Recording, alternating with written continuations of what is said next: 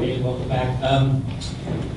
What can you say about the way your team is hitting the ball right now? What kind of scoring you're able to do? I think the results are good. I think I can speak to the at-bat quality, and each time our guys step in the box, there's an intent to put forth a quality at-bat and stay in the strike zone. And you know, we're not slugging, but we're taking walks, we're getting hits when we need to, and keeping the line moving. So that's something we expect to do tomorrow as well. As follow-up, how difficult is that against somebody like Granky, whose location is always the same? I think that's the only way you can approach him.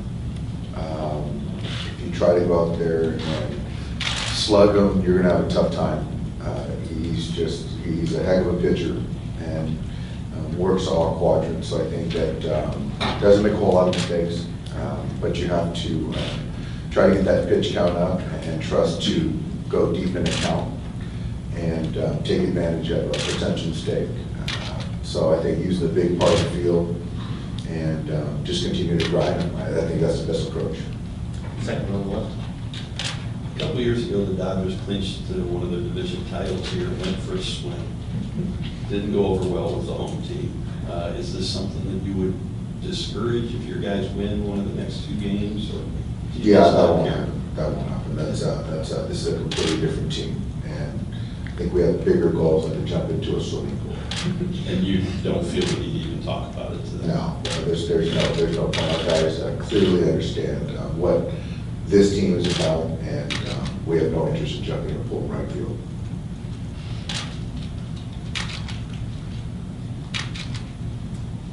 Anything else? Oh, right there, second row to the right. Yeah, what do you guys need to do to get Cody Bellinger going? I think with Cody, it's a little bit mechanics. It's a little bit approach. Obviously, Zach's very aware of his aggressiveness outside the strike zone, and you know, to expect him to challenge him in the strike zone is unrealistic. And so it just boils down to Cody trying to stay bullish in the strike zone. And I think that you know, it's not like he's trying to swing at balls out of the strike zone, and that's obvious. But I think that he worked on some things today. Batting practice was good. Took some at-bats off Louis Avalon, and I think he looked good in the batter's box. So hopefully, you know, something. I think he's taken some good swings against Zach in the past and had some good at-bats. So hopefully that carries over. How have you noticed him adjusting to the postseason environment? From the defensive side, he's really been plus for us. Base running, he's been very good. I think just in the box, he's a little, you know, he needs to be a little bit more patient, and I think that he's a little over-aggressive. Toward the back to the right. Dave, that last night of the workout, you gave an opportunity to some of your veterans to speak to the rest of the team. Do you feel like that kind of impacted the reset and them getting their swagger back and the way that they're swinging and being aggressive in the zone and just everything that's happened in the first two games? It seems like it resembles the way you guys were going good in the summer. I think so. You know, it's a players' team. It's their team, and for those guys to take ownership and voice their opinions to one another, I think is very important. Carries a lot of weight, and I was just basically there to facilitate that, and I think it was received well by all the players, and I think the message was clear, but it still boils down to playing the game of baseball, and I think that we've done some good things on the mound. And defensively, I think we've played well.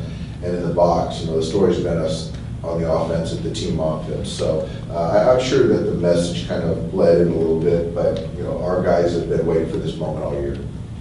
Third row to the right. Dave, how important do you think those last few starts were for you just to get him back kind of rolling again going into October? Huge. I don't know exactly, but I think it's those last 2, potentially 3 starts that have been really, really good. And just that comfort, that rhythm that he's in right now, the confidence, and knowing these guys a little bit, I think helps him too. So he's in a great place mentally, physically, and yeah, if he didn't pitch well leading up to tomorrow, I think it'd be a different story, I think even in his mind, but he's in a good place.